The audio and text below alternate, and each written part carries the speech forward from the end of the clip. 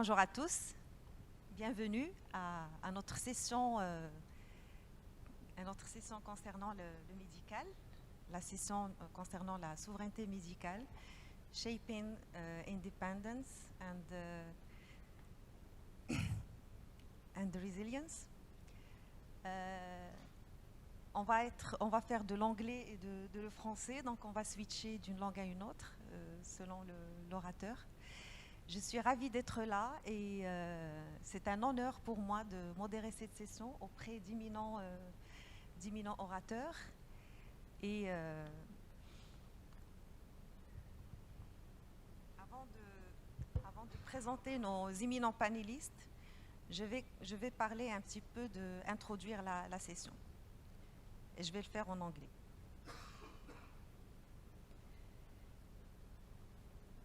So our session is about invest in medical sovereignty, shaping independent and resilient health system.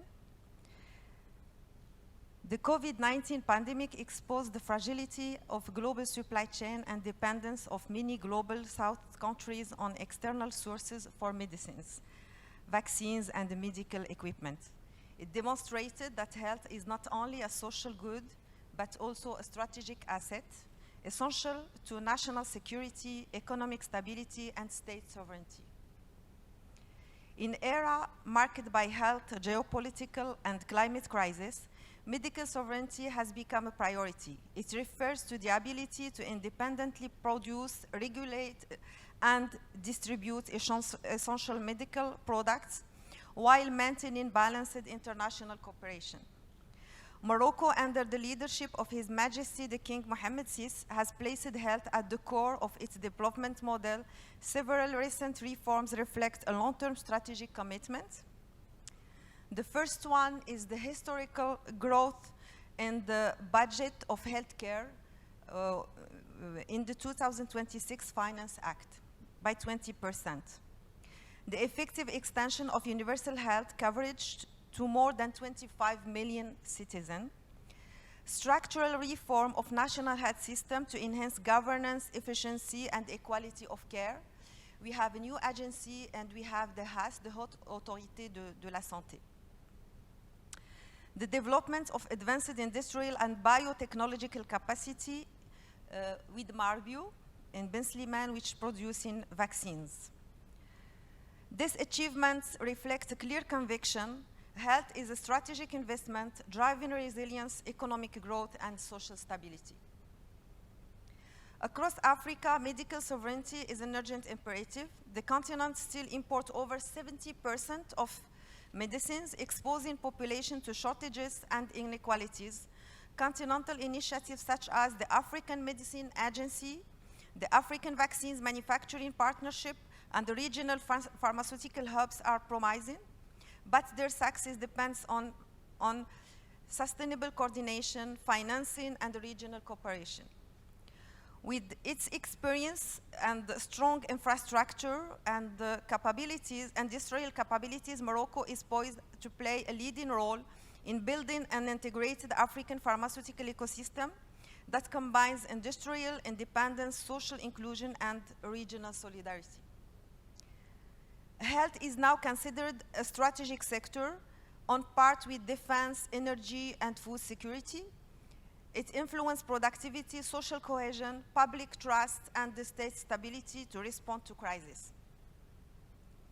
Achieving medical sovereignty requires increased investment in pharmaceutical and biomedical research, stronger public-private partnership, regional integration of health value chains, digitalization of health systems to enhance efficiency and transparency. The sovereignty cannot be achieved in isolation. It demands cooperative governance, South-South solidarity, and coordination between governments, the private sector, and international financial institutions. The discussion will highlight the conditions required to transform health into a pillar of sovereignty, growth, and resilience supported by investment policies, institutional reforms, and scientific innovation, ensuring that health becomes a universal right accessible to all. To address those points with me in the panel, so I have, it's an honor to have such eminent speakers with a strong background in the health and humanitarian initiatives, and also entrepreneurial initiatives.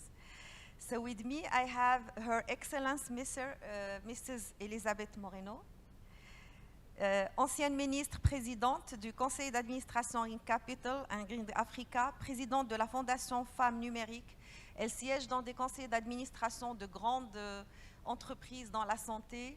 Elle est executive leader, entrepreneur et plein d'autres casquettes, et africaine. Avec moi, j'ai également Jean-François Corti. Jean-François est un chercheur associé à l'IRIS, responsable des rendez-vous de l'humanitaire organisés par l'Institut, président des Médecins du Monde et spécialisé dans la question d'action humanitaire et d'inégalité sanitaire, sociale et environnementale. Et très, très impressionnant tout ce qu'il fait sur le terrain. Moi, je suis partie un petit peu voir ce qui se passe, mais je l'ai vu un peu dans tous les endroits chauds du monde. Les dernières Raza, c'est une grande partie de ce que vous faites et je suis vraiment honorée et respectueuse pour tout ce que vous faites.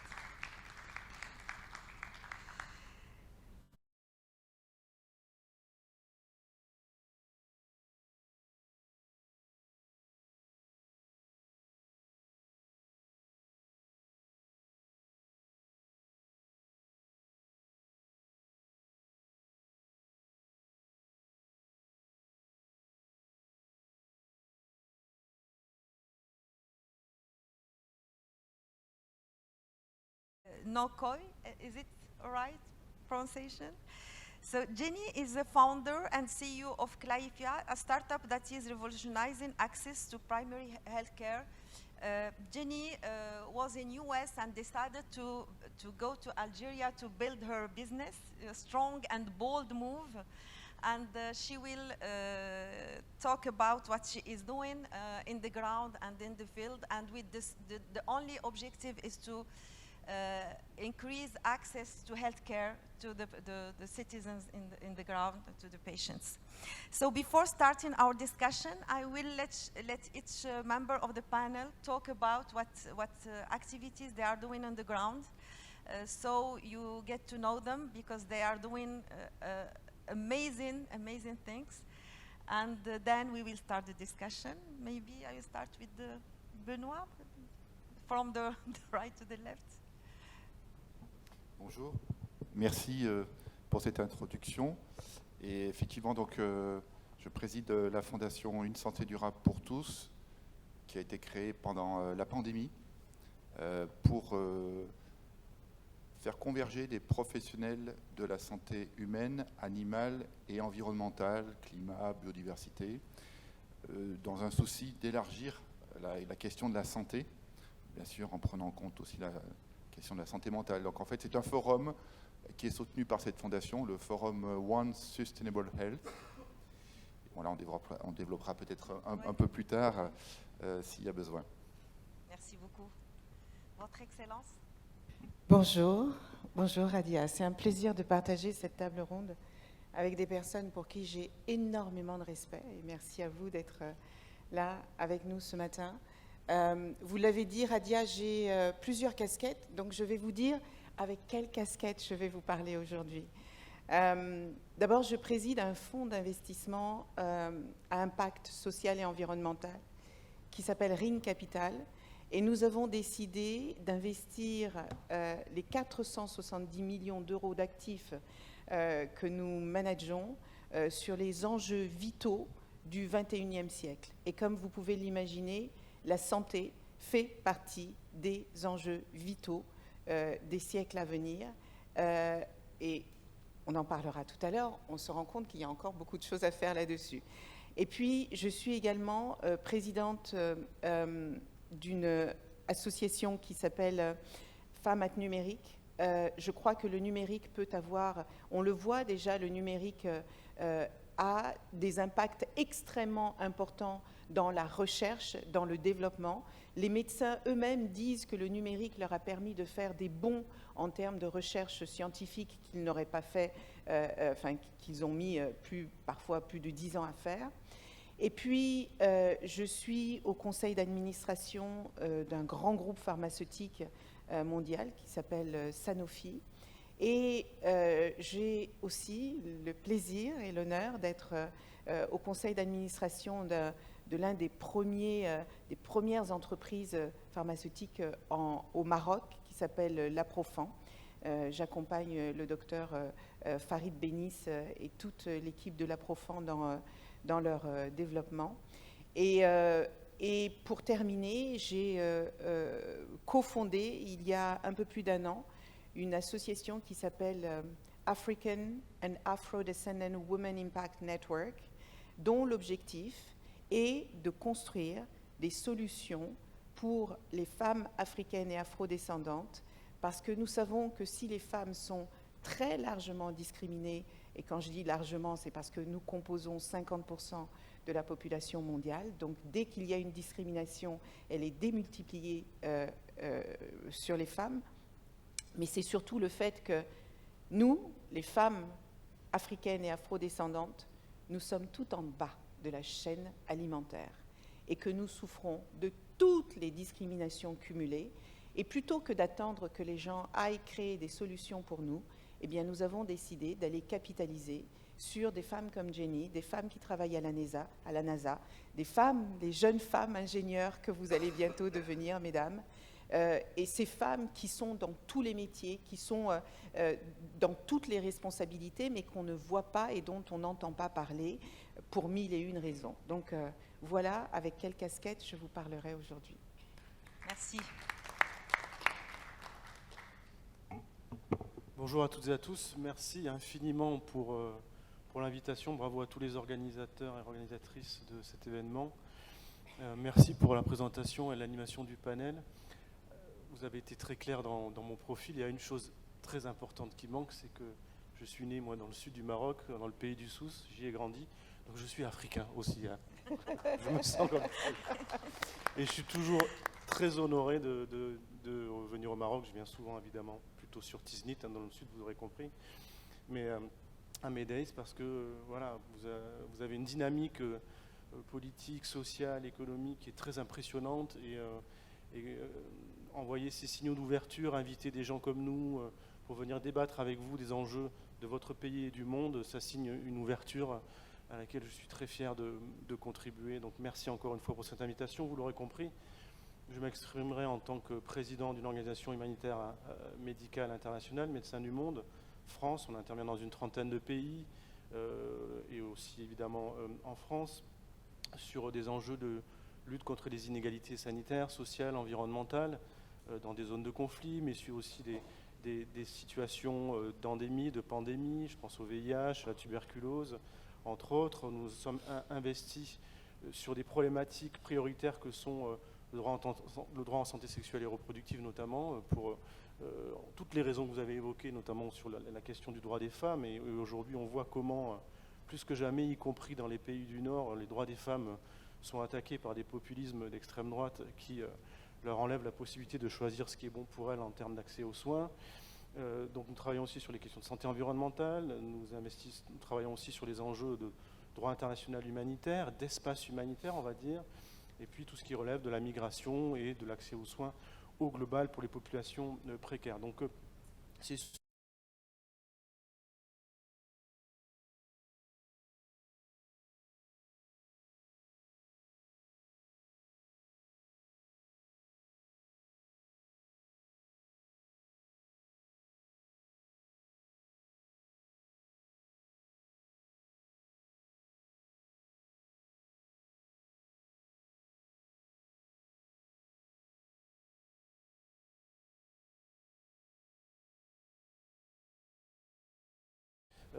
alors ça peut créer des problèmes et ça peut perturber les intentions politiques louables. Donc c'est sous cette casquette-là que je m'exprimerai aujourd'hui.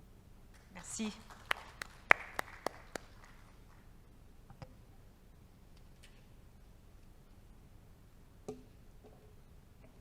Hello, everyone. Good morning. My name is Jenny Mukoye. I am the CEO and founder of a health fintech called Clafia. I like to describe Clafia as a digital health bank, where we do two things. We allow our customers to finance their healthcare needs, but then also access healthcare on the same platform, so such as speaking to doctors, getting your medications ordered, lab tests, mental health, even using the money in your account to pay for different services as well directly on the platform. Prior to working on my startup, I was born and raised in the United States, but I do have Nigerian heritage, and I lived in Nigeria when I was much younger. I spent the bulk of my career working in the US federal government. As far as my educational background is concerned, I have a bachelor's in biomedical sciences and 2 masters, one in forensic science, the other in systems engineering. So I spent the bulk of my career working in the US federal government, so Department of Homeland Security and Defense, and then eventually went into the private sector where I worked at Deloitte and Amazon as a senior consultant and technical program manager. I'm really happy to be on the stage as part of this panel. Thank you so much for the opportunity. Thank you so much for the invitation again. This is my second time in Tangier. This is my second time at MedDays, and I'm really excited to contribute to this wonderful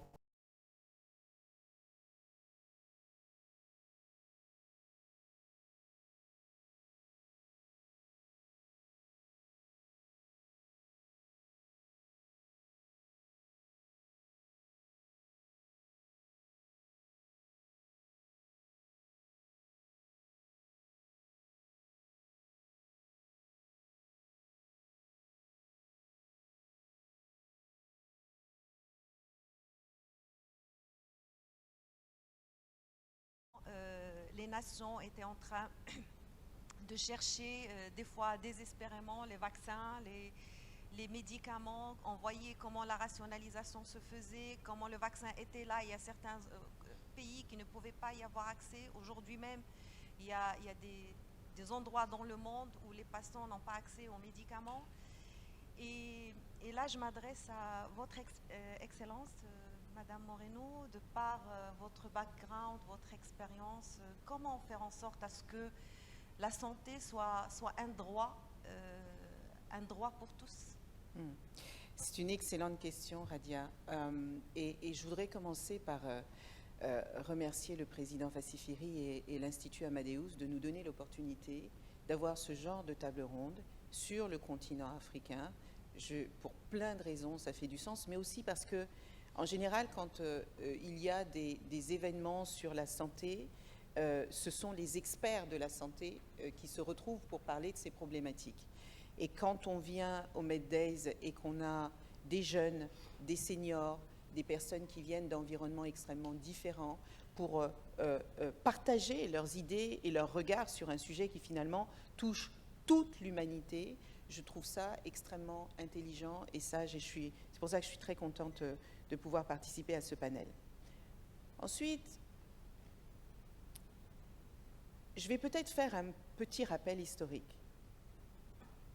Je crois que c'est en 1946 que l'Organisation mondiale de la santé a inscrit dans sa constitution la santé comme un droit humain fondamental. Ça fait donc presque 80 ans, ça fait 79 ans. L'humanité n'a jamais été aussi formée, aussi éduquée. On n'a jamais eu autant accès à la connaissance. On n'a jamais autant développé les sciences et les technologies. On est en 2025. Il y en a qui rêvent déjà d'aller coloniser Mars. Et on a plus de 4 milliards d'individus sur la planète qui n'ont pas accès à la santé.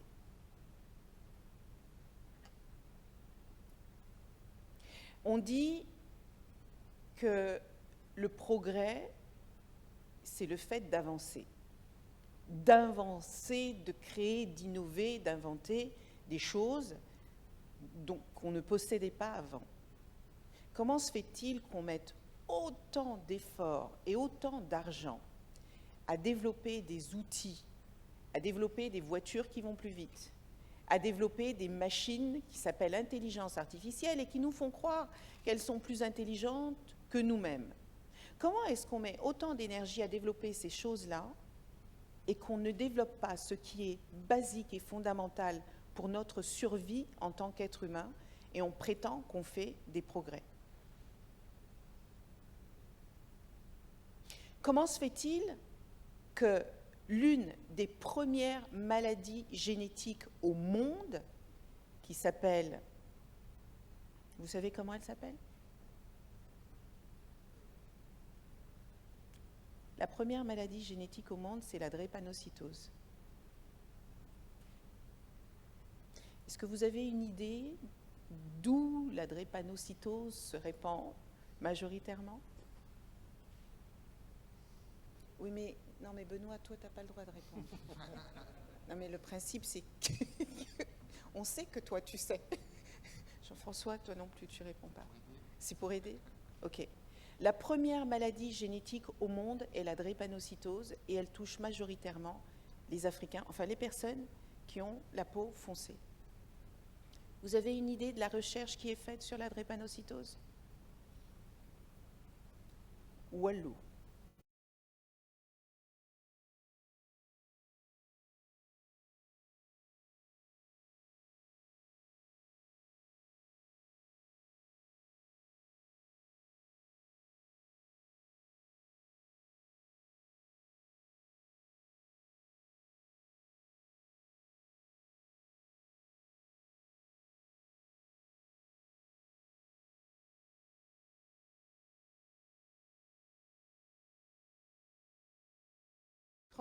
Comment se fait-il que notre continent importe plus de 70% des médicaments que nous consommons? 70%.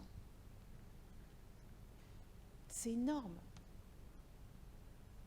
Est-ce que c'est vraiment un progrès quand on dit à quelqu'un « tu dois choisir entre te soigner ou manger » ? Parce que c'est ça. Il y a plus de 200 millions d'Africains sur le continent qui doivent choisir entre se soigner et manger. Et ça fait presque 80 ans qu'on a décrété que la santé était un droit universel. Et pourtant, il y a sur ce continent des savoirs, des compétences. Chère Radia, je sais que tu as fait une étude formidable sur les plantes médicinales. On a un savoir-faire, on a des expertises, on a des choses qu'on peut partager avec le monde, mais on manque encore d'industrialisation, on manque encore de recherche, on manque encore de développement, on manque encore de capitaux. Et est-ce que nous pouvons faire un travail collectif à 54 pays pour bénéficier, au même titre que n'importe quel être humain sur cette planète, d'une santé et pouvoir vivre en dignité? Oui, on peut. La question, c'est est-ce qu'on veut? Merci. Très, très intéressant et vous avez ouvert un point qui est celui de la recherche clinique en Afrique. Ce qu'il faut savoir, c'est qu'au sein du continent, le pourcentage de recherche clinique est extrêmement faible. Quand on compare par rapport au monde, on est à 4%. Ça ne représente que 4% par rapport au monde entier. Sachant que la population de l'Afrique croît de façon exponentielle et en 2050, bon, les chiffres sont là, on va être la planète la plus peuplée dans le monde. Et donc, c'est à nous de prendre notre destin en main et de faire en sorte à ce que la recherche clinique soit développée chez nous pour qu'on puisse s'intéresser aux maladies qui nous intéressent et qui nous concernent directement. Il y a certains pays dans le monde qui ont exigé à ce qu'aucun médicament ne soit promu chez eux s'il n'y a pas des études cliniques qui sont faites au sein de leur pays parce qu'ils estiment que leur patrimoine génétique est différent, que leur environnement est différent. Et donc, c'est un pilier sur lequel on doit travailler. Il y a beaucoup de contraintes et de challenges. On va en parler. Et lors du panel, il y a 54 pays qui sont très différents, avec des réglementations différentes, et c'est ce qui alourdit un petit peu la réalisation de certains projets, comme les recherches cliniques. Pardon Radia, mais le fait qu'il y ait 54 pays ne doit pas être un frein à la recherche et au développement, je regrette. L'Europe, c'est 27 pays, ils arrivent à travailler ensemble. Vous prenez les États-Unis, pourquoi est-ce que le fait que nous soyons 54 pays, c'est plus une contrainte qu'ailleurs? Ça ne l'est pas. Ça peut être une opportunité, parce que entre le nord et le sud, l'est et l'ouest, il y a des compétences, il y a des expertises, il y a des savoir-faire différents. Mais nous sommes tous les mêmes êtres humains. Donc les solutions qui peuvent se développer au nord peuvent aussi servir au sud et à l'est et à l'ouest.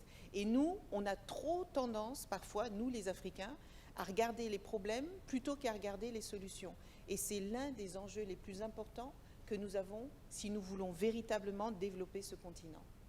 Justement, c'est très bien. C'est pour ça qu'il y a l'agence médicale africaine qui est là. Justement, c'est pour pouvoir harmoniser, créer une plateforme qui va permettre d'unir les efforts et pour qu'on puisse justement travailler ensemble et aller de l'avant, parce que c'est la seule solution, c'est qu'on puisse travailler ensemble. Absolument. C'est ça, et pour réaliser cette souveraineté continentale, c'est tous les pays qui doivent se serrer le coude. On a donné l'exemple de Marbio au Maroc qui produit des vaccins. Quand vous le savez, une usine du vaccin qui produit 80 millions d'unités, elle doit pouvoir les exporter par rapport au niveau de tous les continents. Donc, il faut qu'on ne va pas avoir plusieurs usines. Il faut qu'on arrive à se mettre d'accord pour que les uns produisent les vaccins, les autres produisent les antibiotiques, d'autres produisent l'oncologie, et ainsi de suite. On pourra consolider nos efforts et aller de l'avant. Merci beaucoup. C'est vraiment...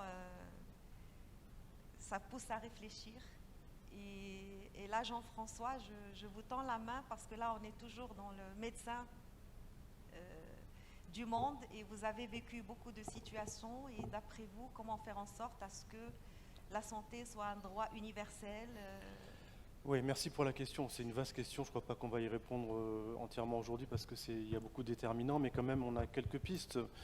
Madame la ministre a été très claire et je partage le constat qu'elle a fait sur les problèmes qui sont face à nous, avec une dimension éthique qui est très forte, avec une définition que vous avez amenée autour de ce qu'étaient les maladies négligées. C'est un slogan qu'on reprend beaucoup dans l'action humanitaire, la drépanocytose, maladie de Chagas et autres fièvres hémorragiques, où on voit bien qu'il y a une tension très forte entre les intérêts économiques portés par certains acteurs et le fait que les populations qui sont concernées souvent ne sont pas solvables économiquement et donc intéressent moins le marché de la santé. Pourquoi je dis ça? Parce que je réaffirme ce qui vient d'être dit sur le fait que la santé doit être considérée comme un droit fondamental et qu'en ce sens, elle ne doit pas être considérée exclusivement, à la différence d'autres secteurs, comme une marchandise et donc ne doit pas être considérée exclusivement sous le poids des lois du marché, même si on ne va pas être naïf,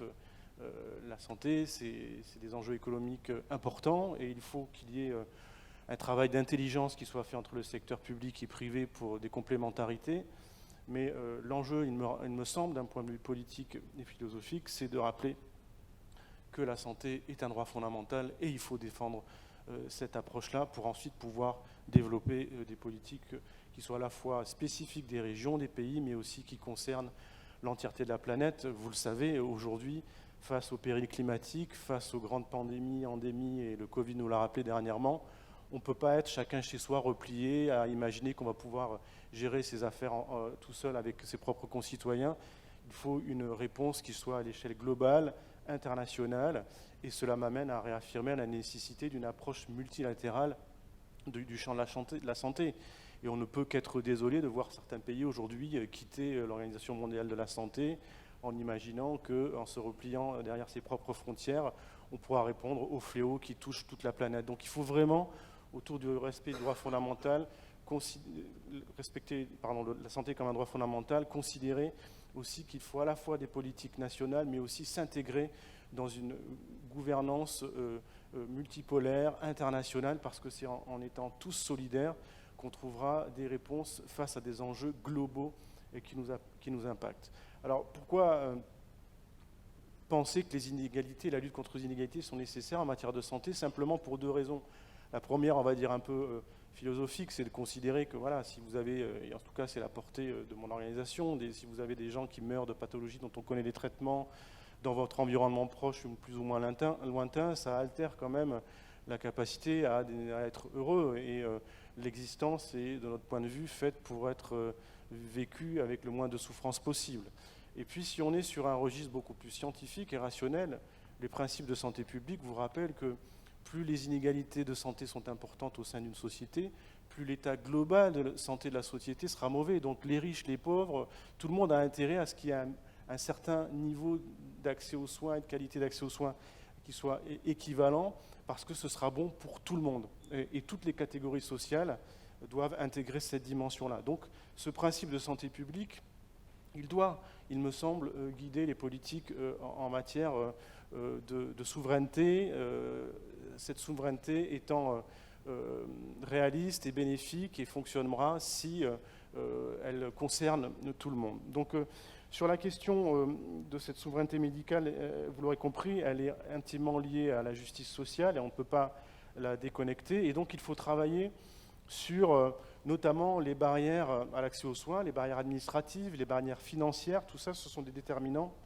sur lesquels il va falloir pouvoir avancer avec notre principe qui est d'intégrer l'approche communautaire, c'est-à-dire dans l'élaboration de politiques publiques, considérer que les savoirs profanes, ça a été rappelé autour notamment des médecines traditionnelles, les savoirs profanes doivent être aussi considérés, intégrés dans une stratégie globale de santé publique. Les associations de malades, les associations qui travaillent sur la lutte contre les inégalités, je parle nationales, voire internationales, doivent aussi être intégrées dans l'élaboration des politiques publiques, parce qu'on le sait, on l'a vu, y compris, je reviens sur l'exemple du Covid, la solidarité, elle doit passer à tous les niveaux, et des politiques publiques, si elles n'ont pas l'adhésion, la confiance des populations, elles ne marchent pas bien. Donc il faut que tout le monde se sente impliqué dans l'élaboration des politiques publiques. Ça ne veut pas dire que tout le monde décide, évidemment, il doit y avoir une chaîne hiérarchique, mais on doit tenir compte des intérêts de chacun, y compris des savoirs profanes en matière de santé, pour que les politiques publiques soient plus efficaces. Pour ne pas faire trop long non plus, simplement deux autres points. Je pense qu'il faut, je l'évoquais tout à l'heure, un équilibre fort entre le public et le privé. Moi, je défends l'idée d'un État social fort, avec des moyens pour pouvoir justement faire des politiques de santé publique humanistes et des moyens pour un État social. Et le Maroc a investi, vous l'avez rappelé, beaucoup d'argent et continue, alors je crois que c'est plus de 20% de financement pour développer les services publics. Il faut continuer à travailler sur cette dimension-là, en ayant en tête cet équilibre où il ne faut pas trop privatiser ou financiariser les enjeux de santé. Bien sûr, je l'ai évoqué tout à l'heure, il y a un marché de la santé et c'est normal et on ne va pas se voiler la face. Mais il faut qu'il y ait un équilibre avec cette idée qu'on rappelait de santé comme droit fondamental et avoir en tête qu'une surfinanciarisation, une surprivatisation du champ de la santé sera délétère pour les dynamiques de lutte contre les inégalités. Et puis peut-être le dernier point en matière d'innovation et de coopération, de solidarité, je l'ai évoqué, cette souveraineté, vous l'avez compris, elle participe, elle va se faire avec la possibilité de développer des politiques et des stratégies de liens, de partenariats qui doivent être équilibrées. L'indépendance, la souveraineté, elle se construit sur le choix des dépendances, c'est-à-dire pouvoir développer une multitude de coopérations nationales, internationales, qui font qu'à un moment donné, s'il y a une rupture dans une chaîne d'appro, vous allez pouvoir avoir différents moyens de vous retrouver. Par exemple, en France, il y a une surdétermination de liens et de dépendance vis-à-vis de matières premières médicamenteuses, vis-à-vis de l'Inde et de la Chine. Si à un moment donné, sur une crise diplomatique, et ça pourra arriver, il y a une tension très forte, on coupe la matière première et walou pour les capacités médicales de la France. Donc l'idée de ce concept de construire l'indépendance et la souveraineté par le choix de ces dépendances, et donc diversifier ces sources de partenariat, ça c'est important dans les principes, il me semble, qu'il faut avoir en tête. Et voilà, le multilatéralisme est nécessaire, investir dans la solidarité internationale, c'est investir pour des intérêts nationaux. Aujourd'hui, on le voit, et j'évoquais, je terminerai par là, malheureusement, dans l'écosystème humanitaire, il y a une baisse drastique des financements institutionnels. Alors, 97% des financements de l'écosystème humanitaire, on va dire c'est les pays du Nord, et aujourd'hui, ce sont ceux qui sont en train de couper drastiquement les fonds. L'USAID américaine, vous avez vu, ça a fermé du jour au lendemain. C'est 50% la baisse des financements de l'aide publique au développement des pays européens. Et donc, c'est un impact très fort sur l'écosystème humanitaire et son financement qui était problématique, puisqu'il y avait déjà une surdétermination des pays du Nord dans la capacité de choisir où cet argent allait, et donc une politisation qui ne se faisait pas forcément dans l'intérêt du Sud global. Et donc, ces coupes drastiques, aujourd'hui, elles entraînent des milliers de morts. C'est des femmes qui n'ont plus accès à des droits, c'est en santé sexuelle et reproductive, c'est des coupes drastiques dans le champ des accès aux antirétroviraux dans le VIH. Les projections de l'Agence des Nations Unies sur le VIH, c'est que du fait de ces coupes brutales, c'est plusieurs millions de personnes qui vont se contaminer et qui vont mourir dans les années qui viennent. C'est ça qu'il faut imaginer. Et ces baisses drastiques, elles sont liées pas simplement au fait que les États du Nord considèrent que c'est plus intéressant pour eux d'utiliser le soft power de la solidarité pour leur prendre.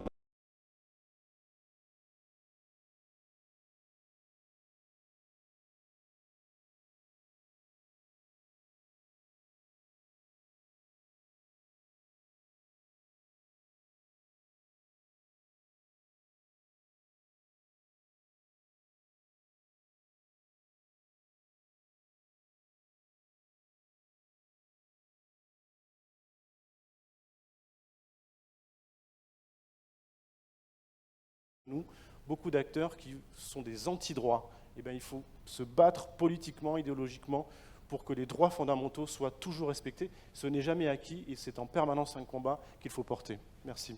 Merci beaucoup. Donc, merci. Donc, je note un écosystème de santé intégré où tous les acteurs sont impliqués dans les politiques publiques. Chaque voix compte et tous les intérêts doivent être...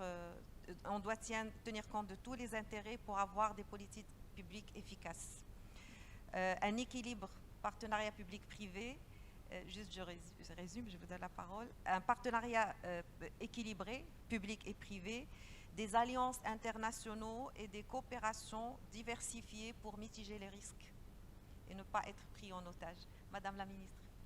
Je voulais juste ajouter à ce que vient de dire Jean-François que les États-Unis, en fait, tout le monde parle des coupes budgétaires de USAID parce que effectivement, ces aides étaient extrêmement importantes et il y a énormément de gens qui meurent aujourd'hui en silence parce qu'ils n'ont plus accès à ces accompagnements médicaux, de soins, etc., etc. Mais ce qui est passé aux États-Unis, ce qui s'est passé aux États-Unis est aussi en train d'arriver en Europe. Ça veut dire que plus que jamais, on a plusieurs pays européens qui disent la crise économique est telle qu'on a besoin de se concentrer sur ce qui se passe dans nos propres pays et donc on ne va plus pouvoir faire l'aide internationale. Et on ne va pas faire de commentaires parce qu'il y a effectivement beaucoup de populisme. Il n'y a pas plus de 2 semaines, les médias d'extrême droite se sont emparés d'une étude qui a été faite par l'Office de l'immigration qui dit les personnes issues de l'immigration, les diasporas, envoient chaque année presque 10 milliards pour aider leurs familles dans les pays dont ils sont originaires. Et l'extrême droite dit c'est un scandale parce que cet argent échappe à la France. Alors comment vous dire? Moi je veux bien que ceux qui sont partis et qui s'en sont à peu près sortis laissent tout l'argent qu'ils gagnent en France, mais alors on ne va même plus parler du problème de l'immigration, on va même plus, parce que ce n'est pas 10, 20, 30 ou 40 000 personnes qui vont émigrer, c'est des millions de personnes. Parce que quand vous savez que vous êtes malade et qu'il y a un endroit sur la planète où vous pouvez vous soigner, à moins d'être complètement empêché de bouger, si vous êtes un être humain, vous cherchez un moyen de partir. Et quand on est dans le désespoir, on trouve un moyen de partir. On trouve toujours un moyen de sauver sa vie. Donc il y a une incompréhension totale de l'impact que de l'impact que peuvent avoir ces aides internationales, ces aides au développement, et le populisme fait que on est en train de voir un chaos incroyable de personnes qui ne pensent qu'à elles, qui ne s'intéressent absolument pas à l'intérêt général, sans s'en rendre compte de l'impact mondial de leurs décisions. Et je pense qu'avoir des personnes ou des organisations comme Médecins du Monde, avoir des experts comme Benoît, si je lui laisse prendre la parole, qui peuvent vraiment donner un regard intelligent sur ce qui se passe d'un point de vue géopolitique et dire que les populistes et les fascistes qui dirigent leur pays aujourd'hui n'ont pas la science infuse, eh bien, je pense que c'est un sujet éminemment important. Merci beaucoup. Merci. Alors là, Benoît, on va vous tendre la main. On a parlé de One Health tout à l'heure et vous avez des exemples assez édifiants à partager avec nous. Oui, alors je vais m'inscrire dans ce qui vient d'être dit à l'instant et aussi précédemment par Madame la Ministre et par le Président de MDM pour revenir effectivement sur un point, c'est que on est tous bien sûr convaincus ici de l'importance de la santé, dans une santé au sens global, dans sa globalité, puisque la santé, si parfois on a pu prendre les choses par les maladies, avec des investissements sur certaines maladies mais pas sur d'autres, en fonction de critères, on se rend compte qu'en fait, on doit raisonner sur une santé globale, ce qui n'exclut pas d'avoir des spécialités dans tous les domaines, mais de pouvoir faire le lien, et c'est effectivement cette approche One Health. Mais jusqu'ici, vous l'avez dit, Madame la Ministre, la santé n'est pas prise au sérieux suffisamment en termes d'investissement et même en termes de position. Est-ce que, dans nos gouvernements, les ministres de la Santé sont placés au top du gouvernement? Jamais. Les ministres de la Santé ne sont jamais au top des ministres d'État ou du gouvernement. C'est ce que nous souhaiterions. Donc effectivement, on a des investissements sur Mars conséquents actuellement et on n'est pas capable d'investir pour nourrir tout le monde, pour assurer l'assainissement. Et là, nous sommes d'accord. Mais nous sommes d'accord avec effectivement ce que Madame la modératrice a dit, pour aller avec de l'espoir. Et il y a besoin d'espoir aujourd'hui quand on voit aussi dans nos pays du Nord des jeunes. En France, c'est 2 millions d'éco-anxieux. C'est aussi tout le stress qui est porté par des tas d'enjeux. Donc ça, c'est pour compléter le tableau de ce qui a été dit, mais avec aussi toujours des points importants. À mon sens, on a bien sûr, quand on parle d'application, besoin d'une science forte et d'une science partagée à l'international. Les découvertes qui se font ici doivent se partager ailleurs, avec tout le monde. Donc, il faut une science qui est la base de tout.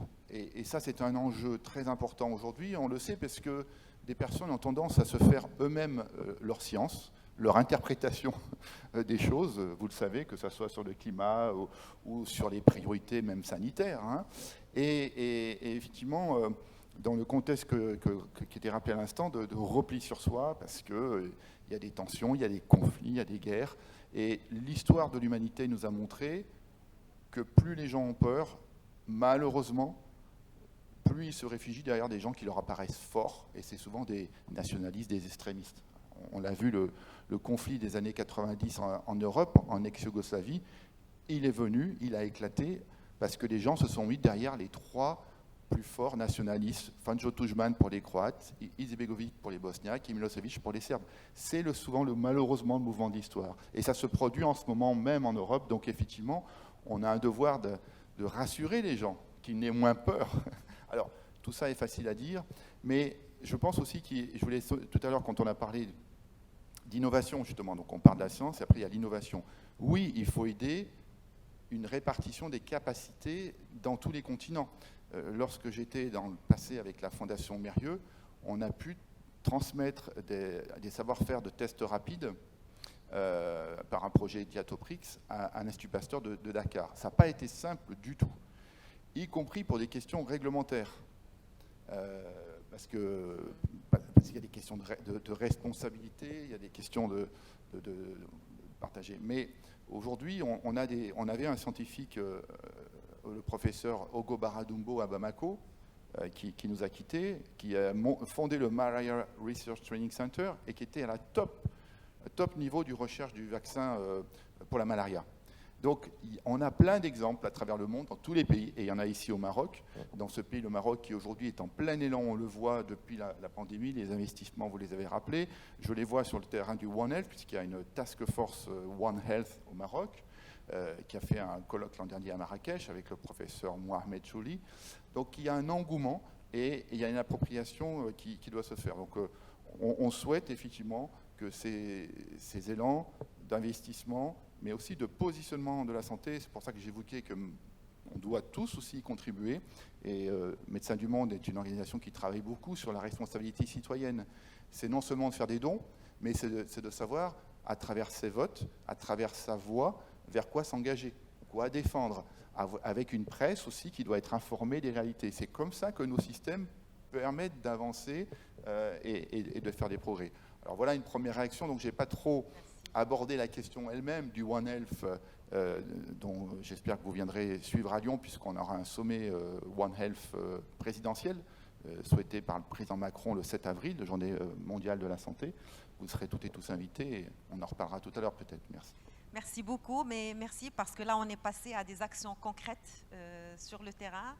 Et là, Jenny est un exemple parfait de ce qui se passe au niveau du terrain à travers your company, and you are improving access to healthcare for the population. We would love to hear from you, your experience. You are in the field, so I'm sure that we will learn a lot about what is happening on the ground and how you launch your company and what is the impact on the population there. Thank you, everyone. And I'll try to make my response pretty short because I'm looking at the time. But okay, so we started Clafia in 2021. It wasn't necessarily inspired by the pandemic. Actually, Clafia is an idea that I had in school, Georgetown University, since 2018. And my professors encouraged me to think of access to healthcare from a systems thinking perspective, systems engineering perspective. So what other systems impact our ability to have access to good health and well-being in Africa, specifically in Nigeria.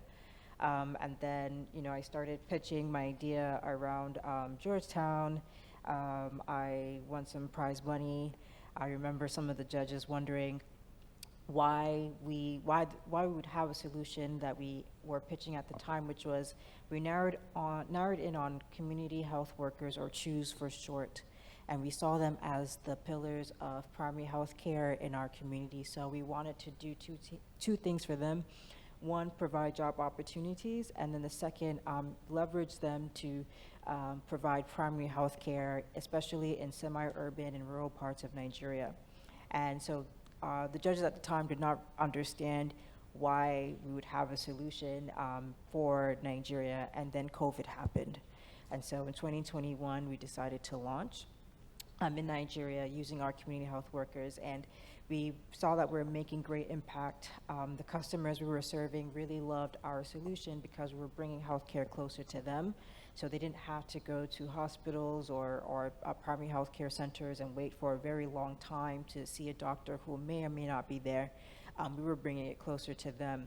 But we realized that we didn't necessarily account for other factors at play, which is our customers started to build trust with us, and they wanted to help them with navigating a fragmented healthcare system. So how can we help them find the best medications for them? You might go to one pharmacy and they may not have the appropriate medications that you need. And so they find themselves going from one pharmacy to the next, looking for a specific medication that was prescribed to them by a doctor. How can they get lab tests on mental health? And so we built out this ecosystem, which I like to describe as a digital hospital, where our customers can now come to us for all different kinds of things. So if they want to speak to doctors, if they want to access medications, if they want to get mental health, all of that, they could do that on our platform. And that helped us grow, but the challenges that we have in Nigeria, and I would say across the African continent, is scale for health tech startups. And what does that mean? That means there are quite a few factors at play that are impacting our ability to grow and scale. One being infrastructure. So if I like to think of Nigeria of having over 200 million healthcare systems. That means each person is their own unique healthcare system because we all have our unique ways of accessing healthcare. We don't have our one healthcare system that sets the standard and foundation on how every Nigerian should access healthcare in Nigeria. And so that makes it very hard to scale. The second thing is human capital. So our doctors, our specialists, our nurses, it's bad enough that we didn't have enough of them in the country to begin with, but now we're starting to leave the country due just for better opportunities as well. So that impacts our ability to scale. And then the third thing, which is very, very important, is aside from policy, is that financial infrastructure that would help pool funds and help finance healthcare, which would be insurance. And in Nigeria, about 10% of Nigerians have access to health insurance. And so that means most of the population are paying for it out of pocket. So taking all of these things into consideration, we had a few questions to ask ourselves. Do we want to become health insurance, or do we want to build for the unique needs of the populace of Nigerians? And so we decided to basically launch a financial product called a health savings account. But also bake that in or build that into the digital hospital that we already had. So that allows our customers to now finance their healthcare and reduce that burden, that financial burden, which is the number one barrier of accessing healthcare in Nigeria, and you'd find in many African countries, finances is the number one barrier for that. So it helps to reduce that out-of-pocket burden by 40%. And so if you now want to access healthcare, you have a more affordable options to do that. We also were able to aggregate about 3,000 health and wellness partners on our platform that provide discounts up to 30%. So in total, we're saving our customers close to 50% off of their out-of-pocket spend, and that helps to reduce the barrier for accessing healthcare. We're now working with financial institutions to help scale our solution through banks, through fintechs, through payroll, through other hospitals who want to leverage our solution to provide digital solutions for their customers or their patients, banks that want to provide more value to their customers in the form of healthcare. So those are the things that we've been able to do. I like to think that what we're doing is very, very impactful. I talked about the ability to reduce that out-of-pocket spend, but also what we're seeing is that our customers are becoming healthier. So instead of them delaying access to care now, they now have a solution that takes them directly to the care that they need. So they no longer have to delay access to healthcare. They can speak to vetted professionals on our platform, get the healthcare that they need, get healthier, and then contribute to the society. I think one thing when it comes to health, that's not one thing that we should really play around with or not take seriously, because if we're not healthy, we can't contribute to society. We cannot go to work. We can't be there for our families. And so we have to, I'm happy that this is a conversation that we're having to really, promote the importance of healthcare, good healthcare, and good well-being. So thank you so much. Thank you very much. This is congratulations, and this is a good example how innovation, research, and digitalization can improve access and affordability to healthcare. Thank you for sharing. So my next question will be very practical, and it's a call for action actually. So we gave the example of Morocco, how investment, reform in healthcare system, research and development, and infrastructure help to shape healthcare. How to leverage this example to be applied like best practice for other countries in Africa. So if we have one specific action that we can implement immediately, can improve health in Africa and sovereignty in our continent. So s'il y a une seule action qu'on va mener sur la base de toute la discussion qu'on a eue au sein de notre continent qui pourrait faire en sorte à ce que la santé soit souveraine et qu'on assure cet accès équitable à la santé, qu'est-ce que ça pourrait être selon votre expérience, votre background sur le terrain? Et je vais commencer par votre Excellence. Alors d'abord, moi, je tiens à dire que le Maroc fait aujourd'hui office vraiment d'exemple en termes d'innovation sur tous les sujets. Et la santé n'y échappe pas. Et moi, j'ai vécu 2 ans dans ce pays. Je suis très, très fière, très, très fière de ce que le Maroc fait, parce que vous savez que l'Occident a un regard assez misérable sur le continent africain. Et quand on voit des entreprises marocaines réussir, quand on voit le roi, quand on voit le gouvernement prendre des décisions qui montrent qu'on veut développer l'aspect humain, ça fait vraiment chaud au cœur. Et c'est l'AMO, hein, c'est ça? Le fait que quasiment tous les Marocains aient accès à un accompagnement médical, que ce soit sécurisé, que, tout ça, ça donne beaucoup d'espoir. Alors, je ne sais pas combien de temps il nous reste pour que je vois... 3 minutes. C'est 3 minutes? Oh my God! OK. Donc, OK. Alors, je vais peut-être vous donner 4 exemples concrets du terrain que je vois, qui se passent au Maroc, mais aussi dans d'autres pays d'Afrique. Le premier, et je vais m'appuyer sur les entreprises avec lesquelles je travaille aujourd'hui et les associations.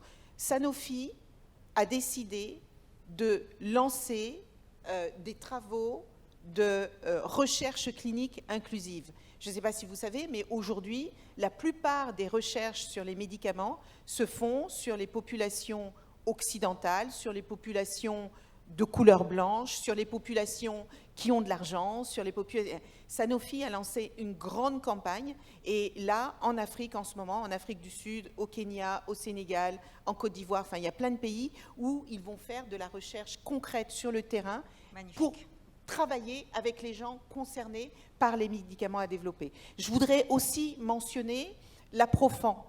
On parlait tout à l'heure des plantes médicinales. Eh bien, l'Aprofan a lancé une structure qui s'appelle Botanic Pharma, justement pour travailler sur les connaissances des plantes locales qui ont servi nos aïeux et nos ancêtres, et pourquoi aujourd'hui ils ne nous serviraient pas à nous si ces plantes existent toujours. Le troisième exemple que je voudrais prendre, c'est ce que nous faisons chez Ring Capital. Je vous ai dit tout à l'heure que nous accompagnions les enjeux vitaux du 21e siècle. Dans ces enjeux vitaux, il y a la santé, et nous accompagnons des startups comme celle de Jenny, qui utilisent les nouvelles technologies pour développer plus rapidement des solutions technologiques dans la santé. Si on n'avait pas eu les drones pour livrer les médicaments pendant la Covid, ça aurait été un moment très difficile. Utiliser les technologies pour ça, c'est super. Et puis le dernier, c'est ce que je vous disais dans mon propos introductif, quand on a créé la fondation Adwin, on est parti sur 5 piliers. La formation et l'éducation, la confiance et l'estime de soi, l'accès aux capitaux et aux opportunités professionnelles, la culture et l'héritage, et il y a un pilier qui me tient très à cœur, c'est la santé physique et mentale. Parce que vous pouvez être bien éduqué, vous pouvez avoir de l'argent, vous pouvez connaître votre culture et votre héritage. Si vous n'êtes pas en bonne santé, vous ne faites rien. Donc pour nous, c'est absolument basique et fondamental. Donc ceux d'entre vous qui êtes dans la salle, qui avaient envie de rejoindre le mouvement African Descendant Women Impact Network, qui voulait travailler sur des solutions qui concernent les femmes africaines, les femmes qui sont dans la diaspora, partout où on se trouve sur la planète, vous êtes les bienvenus. Merci beaucoup. D'ailleurs, je tiens à préciser que l'Aprofan, c'est un pilier dans la recherche et le développement au Maroc et le premier laboratoire qui a pu patenter un produit purement marocain. Très rapidement, Jean-François, une action. Il nous reste combien? 1 heure, c'est ça? On va leur demander de nous allonger un petit peu le temps. Oui, on va être très, très bref, parce que moi, il me semble que d'abord, beaucoup de choses ont été dites, et puis j'ai aussi développé mon propos. C'est évidemment clair que le Maroc compte dans le champ de la santé à l'échelle régionale et internationale. Et d'ailleurs, ce n'est pas pour rien que le Maroc est un hub de formation. Beaucoup d'étudiants en santé, notamment africains, viennent se former, et les étudiants et les soignants du Maroc sont aussi ouverts sur le monde en termes de suivi et d'évolution des technologies. Je le redis parce que c'est mon rôle en tant que président d'une organisation humanitaire.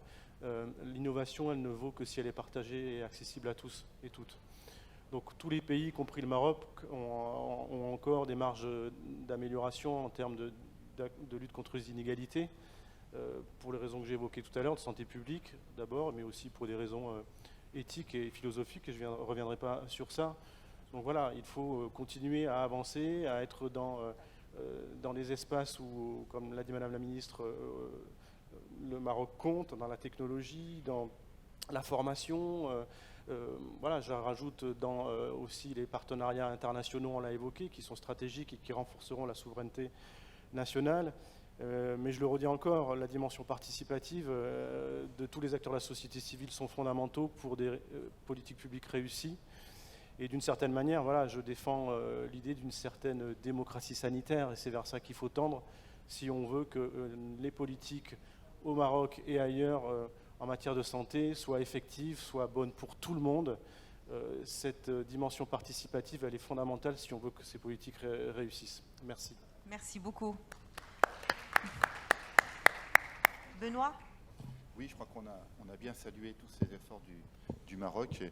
Et donc, en réponse à la question, un axe fort qui pourrait être significatif et mesuré, on sait aussi que le continent africain est très touché par les faux médicaments, par les faux tests, par tout ce qui est faux, que pour les mafias qui gèrent ces trafics, c'est plus intéressant que la drogue parce que c'est beaucoup moins contrôlé malheureusement. Et donc c'est un fléau. Et au cœur de l'approche One Health, une seule santé, il y a cet enjeu infectieux lié aux résistances antimicrobiennes.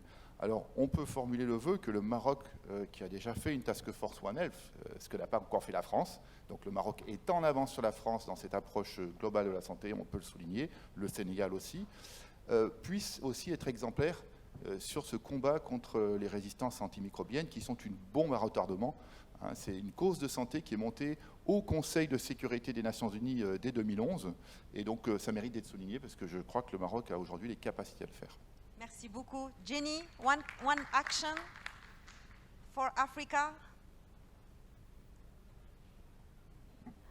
So I'll just keep it very short. I would say that we need more centers of excellence for research and development.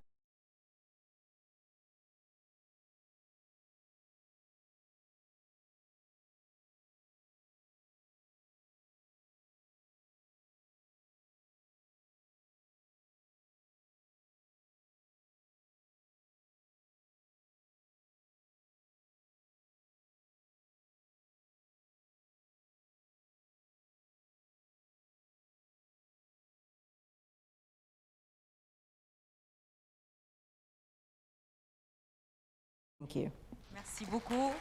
Donc, si je résume, recherche et développement, réglementation, partenariat, solidarité, diplomatie. Ah ben oui, on va clôturer avec l'espoir. Merci beaucoup, chers panélistes, pour ces interventions très enrichissantes. Merci aux participants d'être là.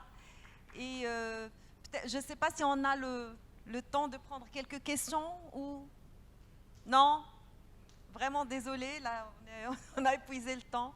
Merci beaucoup d'être là. Et puis, les panélistes sont là. Si vous avez des questions, vous pouvez les poser tout à l'heure après la session. Très bonne journée, bonne continuation.